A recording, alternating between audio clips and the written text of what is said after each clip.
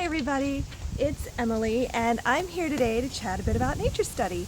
Nature study is one of those major tenets of the Charlotte Mason philosophy, but it's also one of those ones that is the hardest, I think, for most of us to do.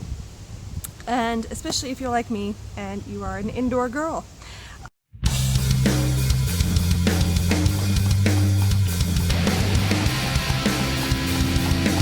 Nature study has always been a challenge. And I find that even though I live in an area that is really nice and beautiful to be outdoors in, it's hard to get out more and to be outside with the kids more than a few minutes. And it's easy to just send them out to play. But I feel like it needs to be more guided, especially in the younger years. Otherwise, they're just going to play and they're not really going to pay attention to the actual nature. So some things that I've used over the years that I think are really helpful are the Nature Connection. This is a really, really great book, and it can be used with all ages. I've even used it with my high schoolers a little bit, and my teens like it just as much as my youngest. And it's a really great way to have a guided introduction to being out in nature, and it helps you to see what you should look for. It helps you to come up with ideas for things to do outside. And another thing that I think is really great to have on hand are field guides. I really like these for smaller children, the National Audubon First Field Guides. One of my sons is really into birding. He loves birds, and this is the first book he ever used, and he used it a lot. And I highly recommend, if you're not an outdoor person, get into birding. You don't have to go outside a lot to do birding. You can set up a bird feeder by a major window in your house and sit at your window, watch the birds. Keep a log. We used to keep a little notebook next to our window, and he would just write down which birds came, and he would look up in his field guide and he would just keep track what birds came to our house on what days and which birds came the most often. And it was great, and he learned a lot that year actually about birding. And when he got a little older, I went and got him some older field guides, and we really like this. It's the Sibley Field Guide, and it's a great resource. And that's a great way to do nature study if you don't really want to be outside, or if you live where I live, where we have really rough winters and you really can't go outside. So it's great to be able to do something like that where you can still be in the house and study nature. Another series that we really like, especially in the younger years, is the One Small Square books. And these are great because you can take these outside and set up a square and study your actual square. But if you don't want to, or you don't live in an area where you can, these books, they have so much information. And you can see the nature without actually being in the nature. So I think this is a really great resource. And they have all kinds of books in this series. This is Backyard, and I also own Woods and Pond because we live in the woods, and we also have a pond behind our house, so we get a lot of use out of those three. But they also make them for other kinds of other kinds of environments, biomes. You can get ones for caves. They have one about the tundra, one about rainforests. So these are really amazing books, and there's a lot of information. A lot of information out of these, and whoo, the wind just picked up. I'm getting things in my hair. Anyway, another resource that I recently discovered that I think is really, really nice is this. It's the Nature Anatomy, and it's beautifully illustrated. It's like watercolor kind of illustrations. I don't know if you can see, and it's kind of written like a scrapbook, and it's got a lot of information. And I think this is a really inspiring book because keeping a nature journal is hard, especially if you have children who are either perfectionists or not naturally inclined to drawing. But this book here, I think, is really inspiring because it's written like a nature journal. It's a really nice book, and it's very well written, and I highly recommend it. And it's another one of those books that for all ages. I think high schoolers would get just as much out of it as elementary school. And if you're looking for books for younger children, this series here I just grabbed this one to show you. This is called A Seed is Sleepy. And I have two more. I have one about flowers and one about rocks. But there's a lot of them in the series. I think there's one about shells, maybe, and I forget the other one. But this book is really nice, and it's simple enough for a small child. Like my 6-year-old really likes the pictures in it.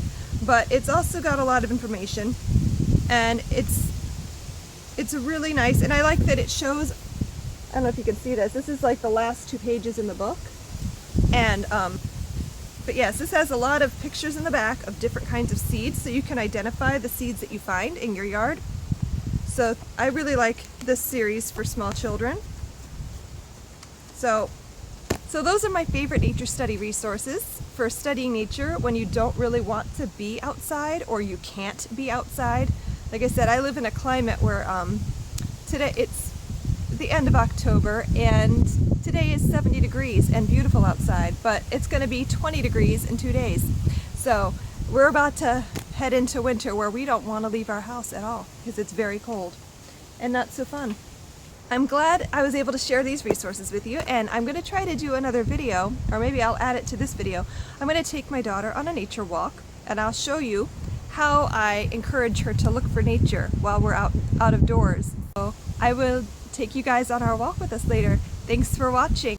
Okay, so I'm out right now with my youngest, and we are going on a little bit of a nature walk.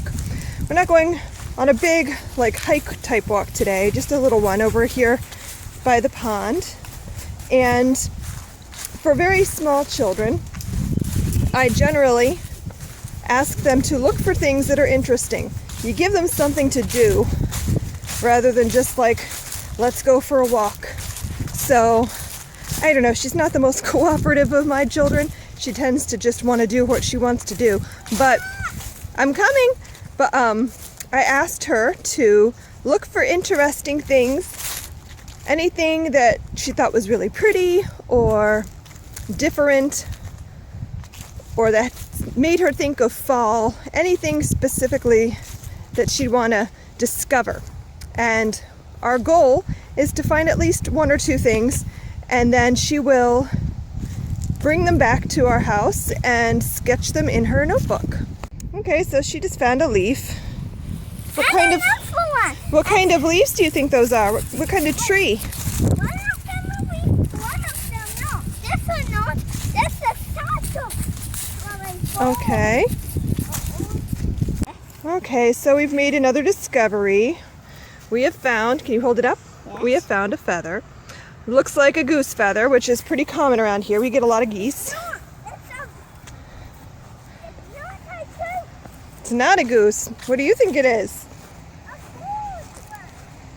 Oh, what? Okay. Fine here. Oh, yes, this is the fun sandy spot. This is like a little mini beach. Oh, look at the prints in the ground, Regina. Do you see these? Yes. Look, we've got footprints. Regina, do you know what made these footprints? Well, come here and step back and look at them. We have to solve the mystery. Look at all the footprints in the ground.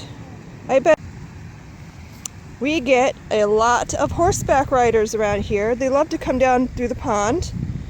And these look pretty much like horse tracks to me.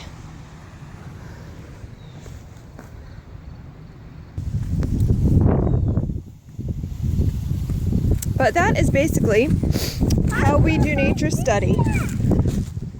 And now sometimes I do give them very specific tests. Like if we were going to be studying like trees, I might have us focus on watching 1 or 2 trees throughout the year. Or if we were going to study birds, for example, we would focus on the birds that come to our bird feeder. We would focus on the water birds that we get at the pond. Wow, did you make footprints? No! Okay. No! That wasn't you? And sometimes we just enjoy the view. We get a beautiful view here. I don't know if you can appreciate how pretty this is. And especially like at the height of fall, which we have missed that. It peaked a few days back, but it was too rainy to really enjoy it. But it's gorgeous here. This is my happy spot, my happy place. Oh, these leaves look different. Hey, why don't you pick up one of these leaves? It's yellow. Can you pick up one of these yellow leaves? Come on.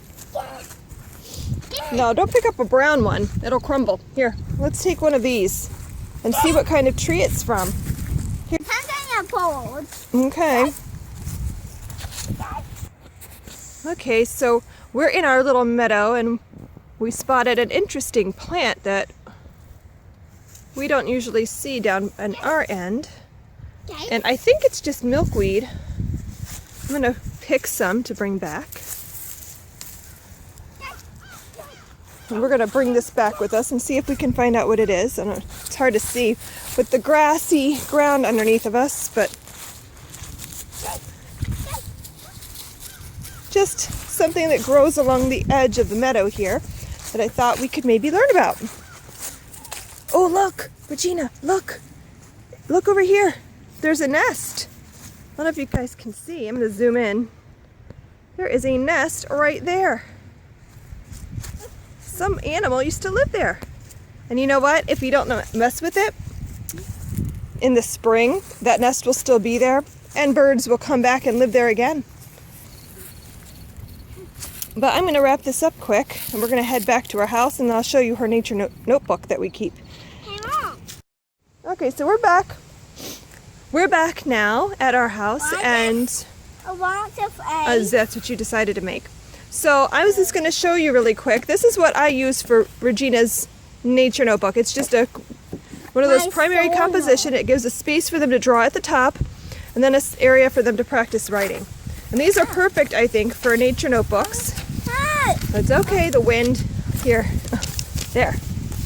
So you can draw your leaves here, and I'll help you with the writing part. Put one of them here, then I know what they look Okay, like. very good idea. And so, I don't know, there's something exciting for children about getting to draw out of doors, I find, that makes them very excited and happy to be doing their work. So she really likes to get to draw outside. So that's a bonus. And my goal here is not art perfection. I just want her to learn to observe and do her best. Very good job. And sometimes we bring this in later and she can color it. And sometimes she wants to just leave it as a drawing. We don't always color. But yes, this is great for a very simple nature notebook. Now, I find nature journaling can be very stressful for children, and I like to keep it very simple. We don't worry about being fancy, and I don't show them a lot of fancy nature notebooks because they get stressed out when they can't replicate it. So we tend to just keep it very simple. And for an older child, especially like my kids are very much perfectionists, so I like to do it in a 3-ring binder, and they can draw, and if they don't like it, they can throw it away and start over, and it doesn't wreck the whole notebook. That's a big key thing for a perfectionist, that they need to have a notebook that they know they're not going to ruin. But this is how we do nature study at our house. I hope you enjoyed watching, and please subscribe to our channel if you want to see more videos like this. Thanks for watching. Now, please subscribe. Bye.